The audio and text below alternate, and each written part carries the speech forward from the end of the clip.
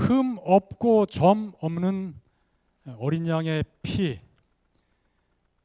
보배로운 피, 어린 양의 값비싼 피, 그런 표현이 성경 가운데 담겨 있습니다. 성경에서 매우 중요한 주제이죠. 어린 양 되신 예수님, 그 속에 담겨 있는 구원의 놀라운 은혜, 그 깊은 신비함, 그것이 어떤 것인지를 우리가 다는 헤아리지 못할지라도 조금이라도 헤아리면서 하나님을 찬양하는 귀한 시간 되기를 바랍니다. 우리 지난 시간에도 베드로전서 1장 말씀을 함께 살펴보았는데요. 그 이후에 이어지는 내용을 좀 보겠습니다.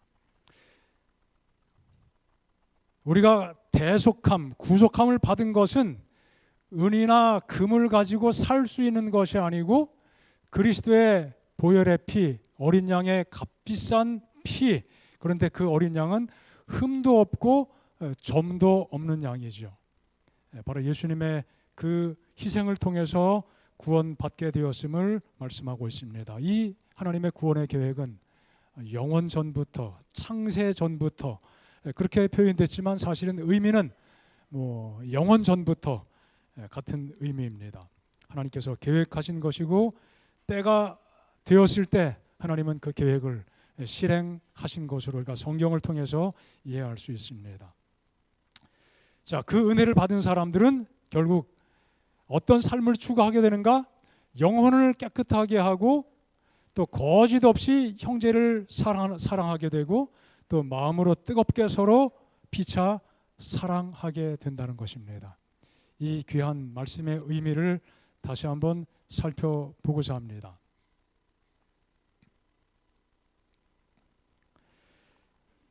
자, 우리 지난주에 13절까지 말씀을 읽었습니다. 그러므로 너희 마음의 허리를 동이고 근신하여 그리스도께서 나타나실 때에 가져다 주실 은혜를 온전히 바랄지어다.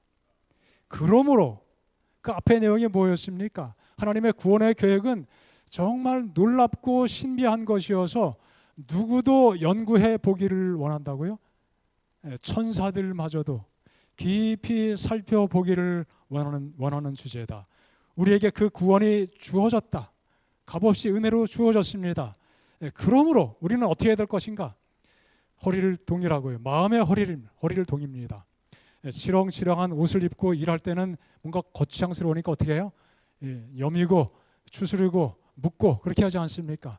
그런 이미지를 우리에게 보여줍니다. 마음을 동이고 근신하고 예수님께서 주실 은혜, 예수님 재림하실 때 우리에게 주실 은혜를 바라보면서 온전히 바라보고 살아가라고 말씀하셨습니다. 구원받은 사람들이 어떠한 삶을 살아야 될 것인가를 말씀하고 있는 것이죠. 그 다음에 우리가 함께 교독하진 않았지만 이런 내용들이 기록이 되어 있습니다. 14절부터 17절까지 말씀입니다. 순종하는 자식 되라 이거야. 불순종하는 자식이 아니라 자녀가 불순종하면은 부모님 마음이 기쁠 수가 없죠. 그와 마찬가지로 하나님 앞에서 우리가 하나님께 순종하는 마음을 가지고 실천하고 살아갈 때 하나님이 기뻐하십니다. 그런 자녀가 되라고 말씀하셨습니다. 그리고 주님을 알지 못했던 그때 부렸던 가지고 있었던 개인적인 욕심을 버려라. 그 욕심을 따라 살지 말라. 세상의 욕심을 따라 살지 말라. 그리고 하나님을 따라 거룩하게 살아가라. 하나님이 거룩하신 분인데 그 거룩하신 하나님을 따라서 거룩한 삶을 살라고 강조하고 있습니다. 그리고 하나님은 세상을 반드시 어떻게 하신다고요? 심판하실 텐데 그 사실을 기억하며 그분을 기억하며 두려움으로 살라. 조심하고 허리를 동이고 그렇게 살아가라고 말씀하고 있습니다. 이것이 바로 온전히 은혜를 바라고 사는 삶의 내용들인 것이죠.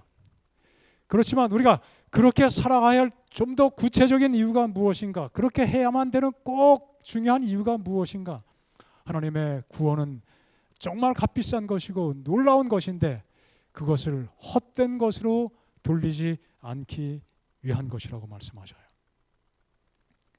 너희가 알거니와 너희 조상이 물려준 헛된 행실에서 대속, 구속이라고 하는 말로 개역 성경에 번역됐습니다. 개정역에는 대속이라고 또 다르게 번역을 했습니다. 이것은 기록하신 것처럼 은과 금으로 돈을 가지고 살 수 있는 것이 아니고 오직 그리스도의 피로 말미암아 우리가 얻을 수 있는 것이라고 강조하고 있습니다. 아주 보배롭다. 이건 비싸다는 이야기입니다. 어떤 금액을 가지고도 견줄 수 없는 아주 매우 값진 것이다 이거예요. 그 값진 구속의 은혜를 우리가 힘입었는데 그 비싼 것을 아무것도 아닌 것처럼 그렇게 하면 되겠느냐 이거죠. 바로 이런 문맥으로 이렇게 말씀을 하고 있습니다. 요즘에 이 청년들의 있던 어떤 어휘력, 문해력이 많이 떨어지면서 뭐 이 어떻게 웃어야 될지 울어야 될지 그런 이야기들을 우리가 가끔 전해 듣게 되는데요. 어떤 학생들은 심심한 감사 그렇게 표현하면은 그 말이 무슨 말인지 이해가 안 된다는 겁니다. 아니 감사를 진심으로 해야지 심심하게 해. 그런 뭐 많지는 않겠지만 그런 사람들이 있다는 것이죠. 구속이 뭐냐? 이 성경의 어휘를 잘 모르면요, 뭐 잘못했어 왜 감옥에 들어가지? 그런 구속이 아니고요. 뭐예요? 구원해 주시는 거죠. 값을 치르고 대신 값을 치르고 석방시켜 주는 것, 그것을 성경에서 대속이라고 이야기합니다. 이 대속이란 말, 구속이란 말을 영어 성경에서는 이렇게 표현을 합니다. redeem. 이거는 어떤 그 빚진 것을 변제해 준 것을 의미합니다. 내가 빚을 졌는데 내 사정을 딱하게 본 친구가 아니면은 부모님께서 불쌍히 여겨서 어떻게 해요? 그걸 대신 변제해 주는 것입니다. 요즘엔 우리나라에 뭐 거의 없는데 전당포 옛날에 참 많았었죠. 지금부터 해외 나가면은 심심치 않게 전당포가 눈에 띄는 그런 지역들이 있습니다. 맡기고 돈을 빌렸어요. 그 찾아오려면 뭐가 필요해요? 그만큼 돈을 갖다 줘야 됩니다. 그 때를 놓치면 어떻게 돼요? 그 주인은 그것을 더 비싸게 팔아서 처치하죠. 자, 그런 것을 redeem이라고 이야기합니다. 또 납치를 당했습니다. 납치범들이 주로 어떤 조건을 내걸죠? 이 아이를 데려가려면은 몇 날, 며칠까지 어느 장소로 누구 절대 따라오지 않게 하고 혼자만 뭐 몇 억을 가지고 나와라. 그러면 풀어준다. 예를 들어서 그런 것들입니다. 자, 그런 돈을 주고 돈을 치르면서 목숨을 사는 것, 그것을 대속이라고 이야기합니다. 랜섬도 같은 의미예요. 성경에는 이 단어를 쓰진 않지만 신학적인 이 책에 이 단어를 많이 사용합니다. 유괴된 사람 몸값을 치러주는 것, 그런 개념입니다. 노예를 사고 팔 때 값을 치르는 것. 어떤 사람은 정말 노예 값을 치르고 그 노예를 석방시켜 줄 수도 있겠죠. 그런 개념을 랜섬이라고 이야기합니다. 자, 오늘날 스포츠계에서 소위 몸값이라고 하는 표현들을 많이 하지 않습니까? 사람에게 몸값이라고 하는 것은 굉장히 좀 너무 물질주의적인 냄새가 많이 납니다만 처음에는 그렇게 사용하지 않았는데 이제 그것이 아주 일상화가 되었다고 그래요. 선수의 그 경기 능력에 따라서 아주 매우 다양한 대우를 제시하고 어떨 때는 정말 입이 벌어질 만큼 천문학적인 금액을 매기기도 합니다. 수천억 원에 달하기도 합니다. 자, 우리 한국에서 지금 가장 몸값이 비싼 스포츠계의 선수가 있다면 누굴까요? 다 이구동성 손흥민 딱 답이 나오네요. 자, 그 선수의 시장 가치가 1년에 1250억에 달한다는 평가가 있습니다. 뭐 몸값이 이적하게 될 때는 뭐 수백억을 갖다 지불해야 되고요. 어쨌든 광고, 기타 수익하면은 1년에 그를 통해서 기대할 수 있는 시장 가치, 경제적인 가치가 1250억이에요. 연봉이 156억에 달합니다. 이것을 주급으로 따지면은 한 주일에 3억에 해당합니다. 놀랍죠. 1급, 1당으로 따지면은 4,300만 원이에요. 하루에 4,300만 원? 이해가 잘 됩니까? 안 됩니까? 아무리 선수가 기량이 뛰어난들 그렇게 많이 줘도 되나? 시급으로 계산하니까 179만 원 된답니다. 아, 누구는 만 원 간신히 받는데 한 시간에 179만 원? 그렇게 되면은 이 손 선수가 이렇게 박수를 쳐 그 선수 향해서 야 격려하고 박수 쳐주고 싶습니까? 배가 좀 아파지려고 그래요? 배가 좀 아파지려고 이렇게. 자, 그런데 그 선수보다 10배 정도 연봉을 더 받는 선수들이 있어요. 세계적으로 볼 때. 이건 참 이해되지 않죠. 어쨌든 한 사람을 평가하면서 어떤 그에게 경제적인 가치를 부여할 때 그 가치가 그렇게 상상을 초월할 정도로 크다는 사실을 우리가 놀랍게 바라보게 됩니다. 그리스도의 보혈의 가치는 무엇입니까? 얼마일까요? 그 가치가 어마어마한 것이죠. 하나님께서 왜 우리를 위해서, 우리를 향하여 그런 가치를 투자하시면서 구속해 주셨는가? 우리는 그렇게 대우받을 가치가 없는 존재들인데 중요한 사실은 하나님 보시기에 그럴 만한 가치가 있다고 판단하셨기 때문에 그렇게 대우하신 것이 아니겠습니까? 어쨌든 그러한 가치를 가지고 투자해서 우리를 구원해 주셨다면 우리가 그만큼 가치를 가진 사람이 이미 된 것입니다. 그렇죠? 하나님은 우주 이상의 가치를 가진 분이십니다. 그분의 희생을 통해서 우리의 가치를 매우 높여 주셨습니다. 그리스도의 보혈의 그 피로 인하여 값비싼 보혈로 인하여 우리를 구원하시고 은혜로 선물해 주신 것이죠. 실물교훈에 이렇게 말씀하고 있습니다. 그리스도의 복음은 만민이 가질 수 있는 축복이다. 우리가 이 복을 이미 가졌어요. 만민이 누구든지 가질 수 있는 복입니다.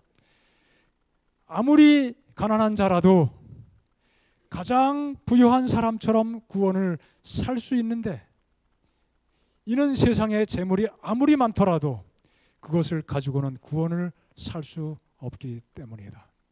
돈으로 살 수 없다는 것이죠.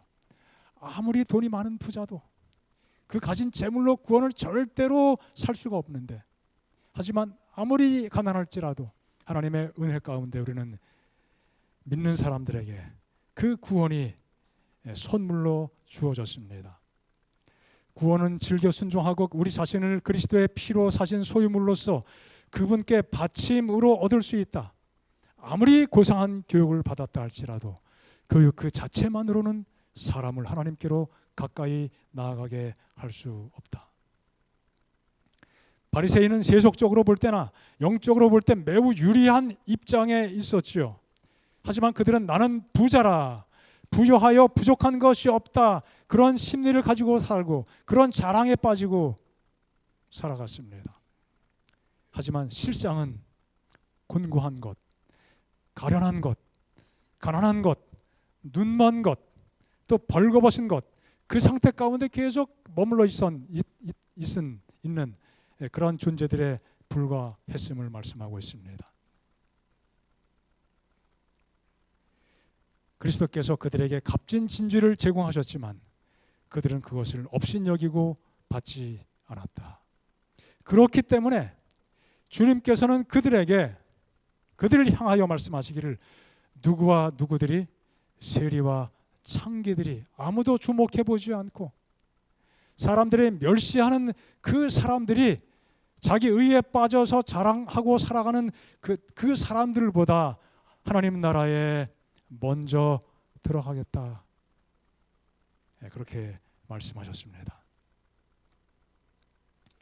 하나님은 우리를 어떻게 평가하십니까? 우리 가치를 우리 자신들이 가지고 있는 가치로 평가하시는 것이 아니라 우리 속에 계신 그리스도를 통해서 우리를 평가하신다는 사실입니다. 그 귀하신 분이 우리 안에 거하심으로 우리가 더불어 귀한 존재가 된 것입니다. 저는 그렇게 운동신경이 발달한 사람은 아닙니다. 그래서 학교 다니면서 어떤 체육대회 할 때 뭐 대표 선수로 뽑혀본 적이 한 번도 없습니다. 그냥 주로 구경을 했습니다. 뭐 친구들과 어울려서 조금씩 운동을 했지만 뭐 선수가 될 만큼 뭐 축구도 배구도 농구도 뭐 제가 대학 다닐 때 신학과생들이 지금은 어떨지 모르겠습니다. 학교에서 체육대회를 하면 늘 과대항을 하는데 항상 거의 우승을 차지합니다. 저는 그냥 가서 구경하다가 응원하다가 그렇게 했지만 같은 과에 속해 있다는 것 때문에 늘 우승의 기쁨을 함께 누렸습니다. 그것이 참 특별한 경험입니다. 자랑스러운 경험이기도 해요. 우리가 싸우는 영적인 싸움을 우리는 이길 수 없지만은 주님께서 승리하셨고 우리가 주님 뒤를 따라갈 때 그 승리가 우리의 승리로 주어지는 것이기 때문에 우리는 승리자로 서게 된다는 사실을 기억하시기 바랍니다. 주님께서는 우리를 얼마나 귀하게 보십니까? 온 천하와도 바꿀 수 없는 아주 값진 존재로 우리를 여겨 주십니다. 우리 하나님께서만이 우리 각자 개인의 가치를 바르게 평가하신다는 사실을 믿어 의심치 않게 되기를 바랍니다. 정말 내가 그렇게 많은 가치를 가지고 있는가? 의심할 필요가 없습니다. 하나님의 이 놀라운 평가를 기억할 때 우리는 마음속에 또 용기를 갖게 되는 것입니다. 그렇게 귀히 여기시기 때문에 우리를 위하여 우리를 대신하여 고난과 죽음을 당하시고 피 흘림을 통해서 우리를 구원해 주신 것입니다. 이 구속이라고 하는 용어는 신약 성경 문맥을 가지고 볼 때 그 시대 상황을 비춰볼 때 굉장히 특별한 의미가 있습니다. 여기 표현된 것처럼 그 당시에는 특별히 로마 시대 노예 제도가 일상적이었습니다. 얼마나 노예들이 많았는지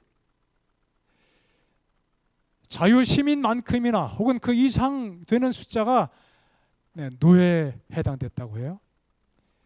아무리 그 경제 형편이 안 좋은 집안도 한두 명 정도씩은 노예를 거느렸다는 것입니다. 그리고 자유민과 노예들의 그 숫자 비율을 따지면은 뭐 1대1, 뭐 1대2 심지어 1대3이라고도 이렇게 언급할 만큼 노예가 얼마나 많았는지 모릅니다. 그 노예 가운데 환경에 따라서 열심히 일을 하면서 돈을 버는 노예도 있었습니다. 뭐 포로가 되고 전쟁 포로가 주로 와서 노예가 많이 되고 뭐 우리가 기억하는 노예는 다 주로 이제 흑인들로 이렇게 이미지가 떠오르는데 전쟁 포로였기 때문에 백인들 노예도 굉장히 많았다고 기록에 전해집니다. 그것이 로마 시대의 현실이었습니다. 그리고 열심히 일해서 돈을 벌고 경제적으로 자립할 수 있는 노예도 있었다고 해요. 그런 노예들은 때에 따라서 어떻게 해요? 주인에게 자기 몸값을 지불하고 자유를 누릴 수 있습니다. 또 노예가 주인이 바뀔 수 있습니다. 그 주인 바뀔 때 어떤 좋은 노예, 그 좋은 주인은 그 노예를 잘 대우해 주기도 합니다. 해방시켜 주는 경우도 있습니다. 그런 것들이 진정한 의미에서 대속입니다. 그래서 성경에 이런 표현들, 이런 어휘가 사용되었을 때 사람들이 읽으면은 어떤 의미인지를 쉽게 알게 되는 것이죠. 주로 대부분 노예들은 열악한 상황 속에서 가장 최악의 대우를 받고 사는 존재들이었습니다. 그런 사람들이 교회 초창기에 역사 속에서 많은 사람들이 교회로 들어와서 예수님을 믿게 되었습니다. 교회 안에 누가 같이 있어요? 주인도 같이 있고 또 종들도 같이 있습니다. 자, 교회가 그렇게 될 때 정말 믿음이 신실한 주인들은 그 가정에 있던 노예가 함께 교회에서 예배할 때 그 노예를 어떻게 할까요? 교회 가서도 노예 취급하고 하대하고 이래라 저래라 학대할까요? 교회 가서 존중해 주는 것입니다. 평등의 자유를 누리게 되는 것이죠. 정말 얼마나 기쁜 일입니까? 얼마나 감사한 일입니까? 우리가 구속받았다고 하는 그 표현 속에는 그 시대적인 그 배경을 견주어 볼 때 그런 의미들이 거기에 다 포함되어 있는 것입니다. 예수님께서 말씀하셨습니다. 죄를 짓는 사람들은 누구의 종이다? 죄의 종이다. 우리가 다 죄의 종이었습니다. 하지만 예수님의 보혈의 구원을 통해서 우리가 자유자가 된 것입니다. 여기 로마서에 그렇게 그래서 말씀하고 있습니다. 하나님께 감사하리로다. 너희가 본래 죄의 종이더니 너희에게 전하여 준 바 교훈의 본을 마음으로 순종하여 죄에게서 어떻게 됐어요? 구속함 받고 해방되었습니다. 그런데 그것이 다가 아니라 뭐예요? 의의 종이 되었다. 죄의 종이 되는 것은 굉장한 고생과 고통을 의미하고 절망과 상실을 의미하지만 의의 종이 되는 것은 뭡니까? 기쁨이에요. 은혜가 충만한 것입니다. 자발적으로 종이 되는 것입니다. 하나님께 우리의 마음을 드리는 것입니다.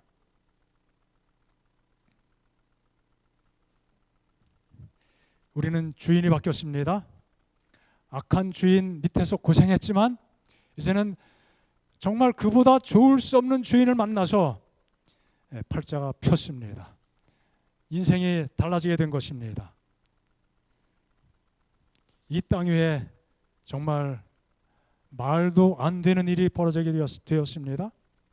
하나님께서 우리 사람을 살리시기 위해서 십자가에 친히 못 박혀 죽으시고 온갖 모욕과 천대 멸시를 다 견디셨습니다. 여러분, 우리가 이웃집에 불쌍한 아이, 그 아이를 살리기 위해서 내 자녀의 생명을 대신 줄 수 있을까요? 관계가 좋고 사이가 좋은 그런 관계일지라도 그렇게 할 수는 없는 것이죠. 모르는 사람 살리기 위해서 우리 자신의 생명을 줄 수 있습니까?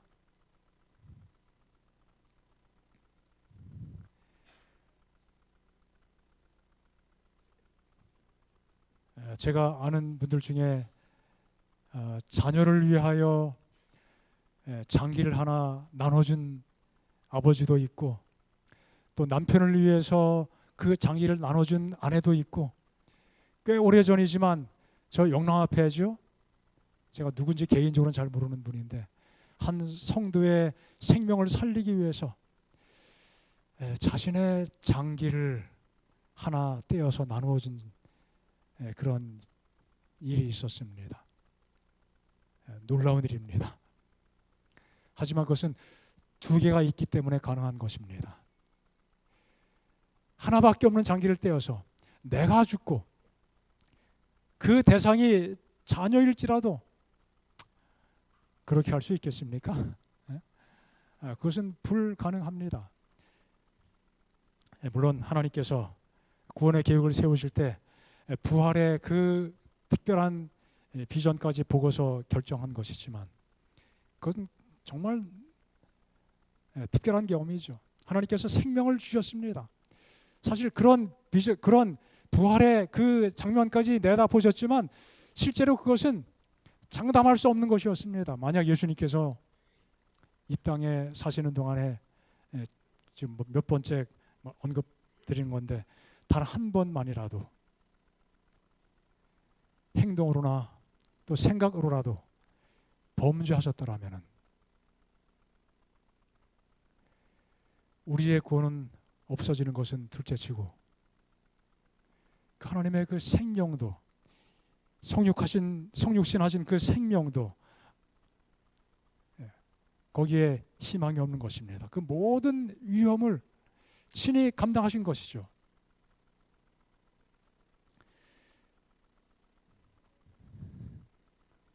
하나님께서 독생자를 통해서 또 그의 값진 보혈을 통해서 우리를 구원하신 것은 얼마나 감사한 일입니까? 값을 치르고 우리의 생명을 살려주신 것입니다. 그 귀한 계획은 이 성경에 기록한 것처럼 언제부터 미리 계획된 것이라고요? 창세전부터. 창세전이라고 언급됐지만 사실은 영원전부터 같은 개념이에요. 그런 사상들이 성경에 여러 번 기록이 되어 있습니다. 아담 하와가 범죄한 다음에 비로소 구원의 계획을 수립하신 것이 아니라 이미 그 전에 하나님은 그 계획을 세워 놓으셨다는 것이죠. 그래서 그 계획이 너무 신비하기 때문에 천사들마저도 어떻게 해요?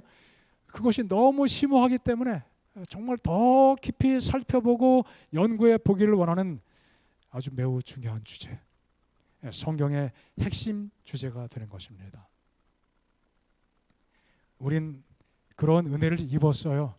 아주 큰 은혜를 입었습니다. 그 은혜를 입었기 때문에 은혜 입은 사람들이 어떤 삶을 살 것이냐? 거룩한 삶을 살라는 것입니다. 흠 없고 점 없는 그리스도의 보배로운 피로 우리가 구속함을 받았기 때문에 우리도 역시 어떻게 해요? 흠 없고 점 없는 삶. 그것이 무슨 삶이에요? 거룩한 삶이에요. 하나님의 말씀을 순종하는 삶입니다. 그래서 여기 함께 읽었던 이 말씀 중에 중요한 구절들이 있습니다. 다 평행, 의미가 같은 표현들입니다. 모든 행실에 거룩한 자가 되라. 하나님의 대속의 은혜를 입은 사람들은 이 거룩한 자가 되고자 하는 열망이 우리 마음속에 자연스럽게 살아 움직여야 되는 것입니다. 더 나아가서 흠 없고 점 없는 그리스도의 보배로운 피가 우리에게 주어졌기 때문에 우리의 삶도 주님을 따라서 어떤 모습으로요? 흠 없고 점 없는 모습으로 이어져 가야 된다는 말씀입니다. 22절에 너희가 진리를 순종하여 영혼을 깨끗하게 하라 말씀하십니다. 영혼을 깨끗하게 하는 방법은 무엇입니까? 묵상하고 앉아서 깊이 생각에 잠기고 필요하죠. 그러나 그것으로 다 이루어지는 것이 아니라 말씀을 순종하는 것이 필요합니다. 말씀에 따라 살아갈 때 우리의 영혼이 어떻게 돼요? 정결하게 된다고 말씀하고 있습니다. 그리고 또 형제를 거짓 없이 사랑하는 것, 그것은 우리 영혼을 어떻게 하는 것이에요? 깨끗하게 하는 것이라고 말씀하고 있습니다. 그리고 마음으로 뜨겁게 어떻게 사랑하라? 피차. 우리 옆에 계신 분들을 한번 쳐다보시기 바랍니다. 옆에 계신 분들이 우리가 어떻게 해야 될 대상이에요? 마음으로 뜨겁게 사랑해야 될 상대들인 것을 기억하시기 바랍니다. 어떻게 사랑스러운 존재로 보이시나요? 부부가 나란히 앉아 계신 분들은 정말 사랑스러워서 어쩔 줄 몰라 하시는 모습이에요. 부부가 아니라도 쳐다볼 때마다 정말 사랑스러운 존재구나. 그런 경험이 결국 우리를 어떻게 한다고요? 우리 영혼을 깨끗하게 만들어 준다고 말씀하셨습니다. 우리의 심령이 밝아지시고 영혼이 깨끗해지기를 희망하십니까? 말씀을 주목하시기 바랍니다. 진리의 말씀을 순종하고 형제를 사랑하고 마음으로 피차 뜨겁게 사랑하는 경험 속에 살게 되시기 바랍니다. 거룩하다, 흠이 없고 점이 없다, 진리를 순종한다, 영혼을 깨끗하게 한다, 형제를 사랑한다, 마음으로 뜨겁게 피차 사랑한다. 사실 이 모든 것들이 같은 의미를 다르게 표현한 것들이에요. 다 같은 내용들입니다.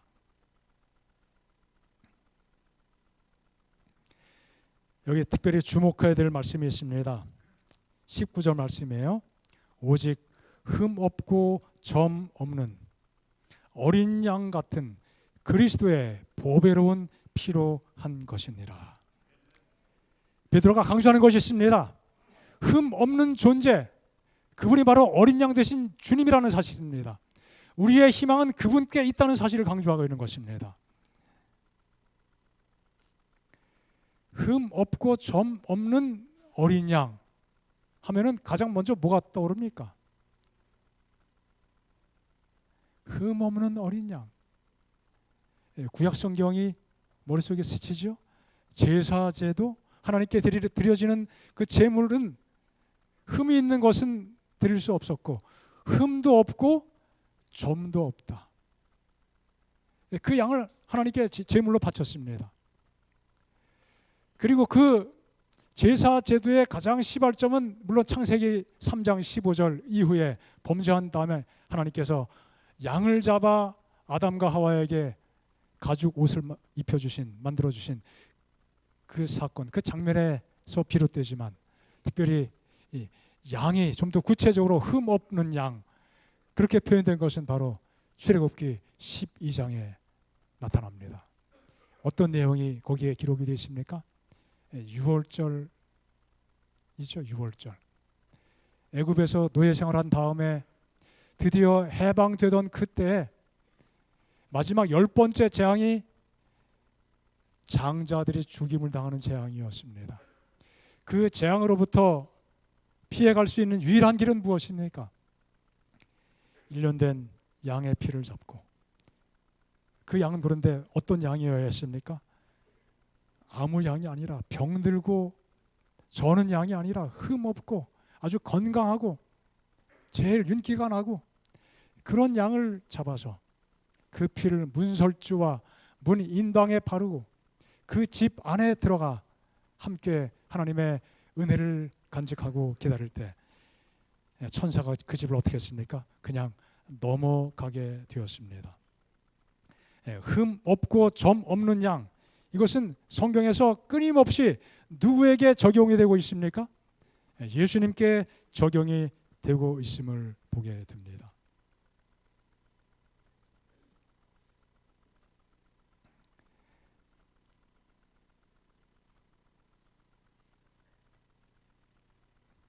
여기 성경에 보니까 에베소 5장에 보니까 어떤 말씀이 있어요? 하나님께서 하나님의 백성들을 물러 씻어 말씀으로 깨끗하게 하시고, 같은 내용들이죠. 베드로서에 나온 말씀과 다 같은 문맥입니다. 또 자기 앞에 영광스러운 교회로 세우시는데 무엇이 없이, 티나 주름 잡힌 것이 없이, 이런 것들이 없이 거룩하고 흠이 없게 하시기 위해서 우리를 깨끗하게 씻어 주셨다 말씀하고 있습니다. 교회가 주름 잡힌 것도 없고 티도 없고, 사실은 표현이 달라서 그렇지 뭐예요? 흠 없고 점 없다, 같은 표현이에요. 하나님은 하나님의 백성들을 향하여 이런 모습을 기대하시고 하나님의 교회를 향하여 이런 모습을 기대하고 있는 것이죠. 그런데 우리는 이 말씀을 읽을 때 굉장히 부담을 느끼게 됩니다. 솔직하게 내가 어떻게 이렇게 흠이 많고 점이 많은데 끊임없이 흠 없고 점이 없어야 된다고 강조하시냐?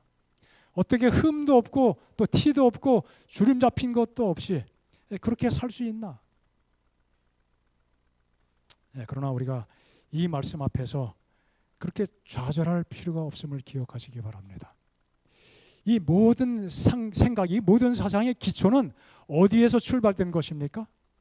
예수님에게서 출발된 것입니다. 이런 모든 표현들은 궁극적으로 누구에게 적용되는 말씀이에요? 예수님께 적용되는 말씀이에요.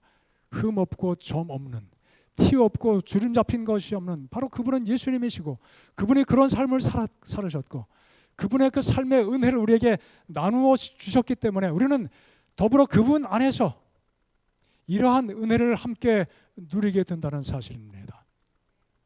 우리는 흠이 많지만 흠 없으신 그분 안에 감춰지게 될 때, 또 점도 없는 그분 안에 우리가 감춰지게 될 때, 또 티나 주름 잡힌 것이 전혀 없는 그분 안에 우리가 그 속으로 들어가게 될 때 우리는 그분 안에서 평안을 누리게 되는 것입니다.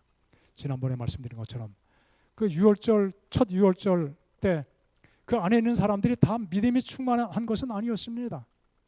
그렇다 하나님께서 너 그런 마음 가졌으니까 너는 안 되겠다. 너는 죽어야겠다. 이 집은 안 되겠다. 이 집의 장자는 죽어야겠다. 그렇게 말씀하지 않으셨거든요. 마음의 심리 상태는 어떠하든지 간에 믿음 안에 있고 믿음의 자라남이 차이가 많지만 그리스도 예수의 은혜 가운데 있는 모든 사람들을 하나님께서는 구원하시고 생명을 살려주신 것입니다. 우리에게 동일한 은혜가 주어져 있음을 기억하시기 바랍니다.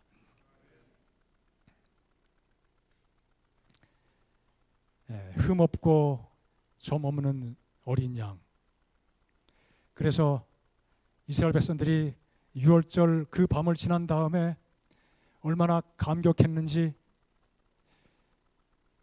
애굽 사람들의 집에서는 통곡 소리가 여기저기 그치지 않았지만 하나님 백성들의 그 가정에는 놀라운 환희의 함성이 외쳐지게 됐죠. 여기저기서. 아마 요즘 젊은 사람들이 하는 그 기쁨을 표현하는 방식이 뭡니까? 아싸 하자였어. 얼마나 좋았겠어요.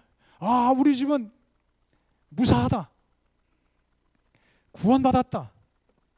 그 깊은 감격, 그 놀라운 감격 때문에 백성들이 어떻게 했다고요? 하나님께 머리 숙여 경배할 수밖에 없게 된 것입니다. 얼마나 마음의 평안을 누렸겠습니까? 집을 어떻게 써요? 천사가 넘었어요. 이 성경에 보면요, 집을 넘었다고 하는 표현과 굉장히 밀접한 관계에 있는 동일한 의미를 가진 또 다른 말씀이 있습니다. 로마서, 하나님의 구원의 은혜, 용서의 은혜를 여러 가지 말로 로마서가 강조하고 표현하고 있는데요, 우리가 다 죄를 범했지만 하나님의 구속 속량함을 입어서 은혜로 의롭다 하심을 여기게 되고 구원받게 되었다는 사실을 강조합니다. 그리고 마지막 줄에 길이 참으시는 중에 전에 지은 죄를 어떻게 했다고요? 간과하셨더라. 죄를 간과했다.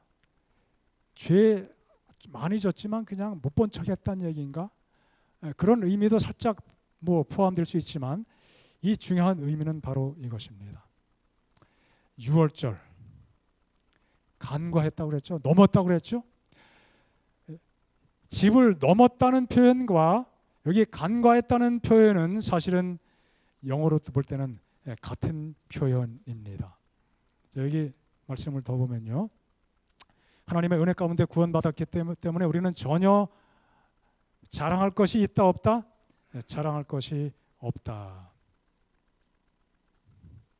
우리의 힘으로 된 것이 아니기 때문에 그렇습니다. 여러분, 유월절을 영어로 뭐라고 하는지 혹시 기억하십니까? Passover. 말 그대로 넘어서 지나쳤다는 얘기죠. 넘었다는 이야기입니다. 집을 넘어갔다는 이야기입니다. 여기 간과했다는 이야기, 하나님께서 우리의 지은 죄를 어떻게 하셨다? 간과했다는 이야기도 영어 성경으로는 Passover, 똑같은 단어예요. 죄를 용서받은 사람들은 이미 무엇을 경험한 사람들이에요? 유월절을 경험한 사람들이에요. 하나님께서 우리에게 유월절의 은혜를 다 경험하도록 허락해 주셨습니다. 예수 믿는 사람은 유월절을 지키는 사람들이에요. 하나님의 용서를 받은 사람들은 유월절의 은혜를 누리는 사람들입니다.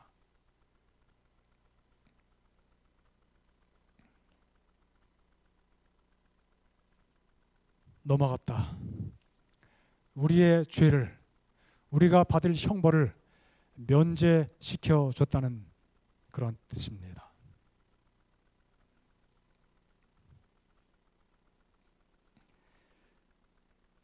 이 간과했다는 말은 그래서 유월절을 배경으로 하는 표현인 것이죠.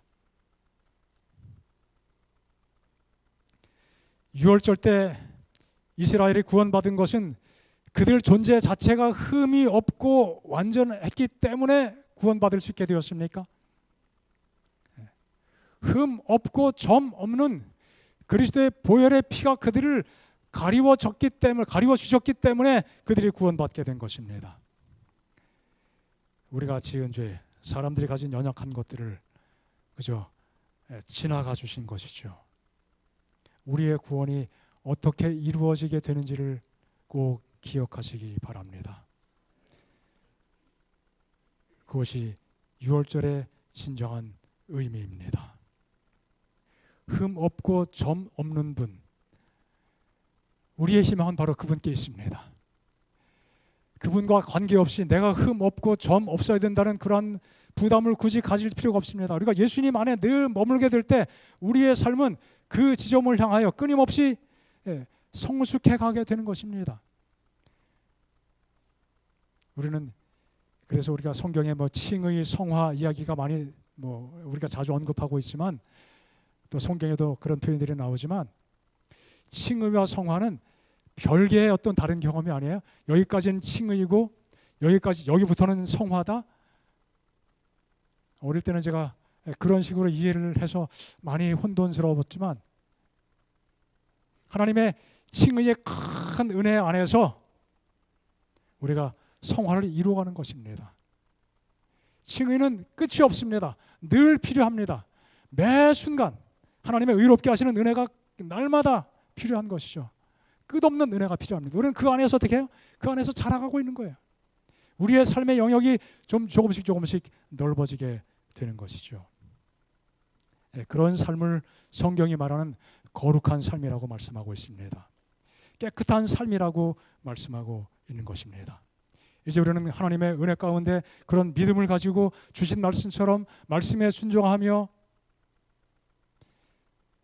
형제를 사랑하고 피차 간에 더욱 뜨겁게 사랑하는 그러한 마음의 열심을 가지고 살아가야 될 것입니다.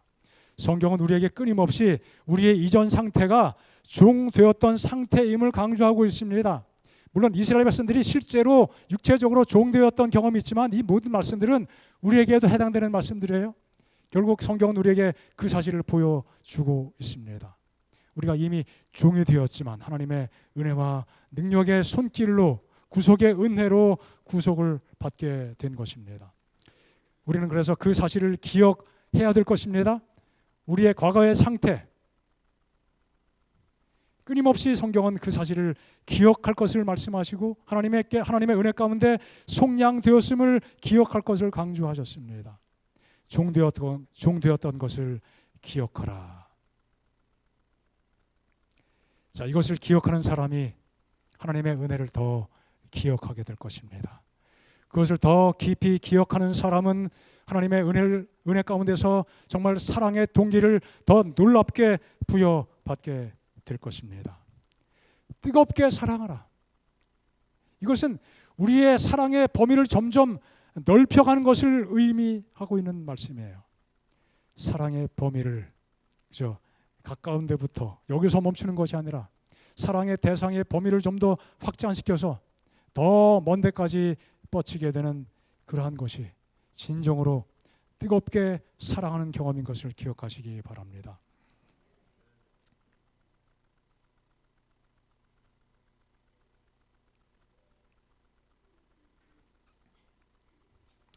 여기서 말하는 사랑은 우리 본교 성경 주석에서 설명하듯이 이성과 지각으로 통제되고 감정에 왔다 갔다 하는 것이 아니라 사랑하는 대상의 최고 유익을 추구하는 애정을 말한다. 누구의 유익? 내 자신의 유익이 아니라 상대의 유익입니다. 그림을 좀 보여드리겠습니다. 여러분 이 장면 기억하시나요? 최근에 있었던 튀르기예 지역의 지진 때문에 폐허가 된 이 모습입니다. 끔찍한 소식들이 끊임없이 전해졌습니다. 아직도 현재 진행형이죠. 또 지진이 또 생깁니다. 여진이 계속 이어집니다. 처음에는 몇천 명, 만 명, 2만 명 되다가 사망자가 5만 1,000명을 넘었습니다. 어마어마한 숫자예요. 제가 어제 말씀 준비하면서 이 오남읍에 사는 사람들이 얼마일까 한번 검색을 해봤더니 찾아지더라고요. 오남읍의 인구가 5만 2천 명에 해당된다고 그래요. 어마어마한 사람들이 죽게 된 것입니다. 그 속에서 이 폐허의 잔해 속에서 아이를 낳은 사람도 있고, 그 소식 들으셨죠? 그들이 구출받게 되었을 때 아이는 살았지만 엄마는 죽게 되었다는 정말 가슴 아픈 이야기도 우리가 전해 들었습니다. 50시간, 90시간 만에 기적적으로 살게 된 사람도 있습니다. 한 소녀는 그 소녀를 살리기 위해서 피치 못한 상황 속에서 한쪽 팔을 절단하고서야 그 소녀가 구원받았다는, 구출되었다는 그런 소식도 기억이 있습니다. 그 소녀가 구출된 다음에 첫 마디가 얼마나 배가 고픈지, 우유 좀 주세요.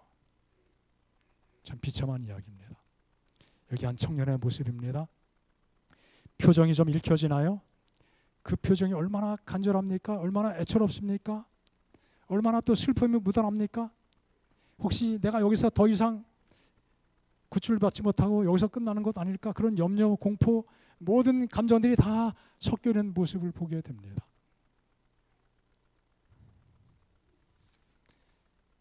두 남매입니다. 누나와 남동생.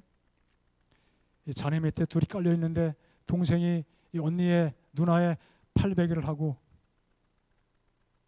구조대원들이 이들을 찾아서 구출하게 될 때 이 여자 소녀 아이가 한 말이 참 가슴을 울립니다. 제발 구해주세요. 구해 주시기만 한다면 당신의 하녀가 될 겁니다.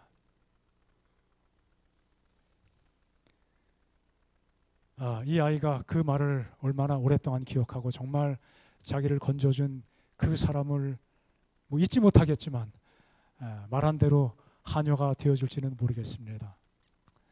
하지만 그 마음은 진심이 아니겠습니까? 우리를 죄 가운데서 구원하신 하나님, 그 크신 은혜와 그 놀라운 사랑, 그 사랑을 마음속에 기억할 때 우리 마음속에는 어떠한 반응이 생겨나게 됩니까? 주님, 제가 주님의 종이 되겠습니다. 의의 종이 되겠습니다. 구원해 주신 것 정말 감사합니다. 우리 다 함께 그러한 고백으로 우리 주님의 보혈의 피를, 그 값진 피를 정말 값지게 유지할 수 있는 성도의 삶을 살게 되시기 간절히 바랍니다.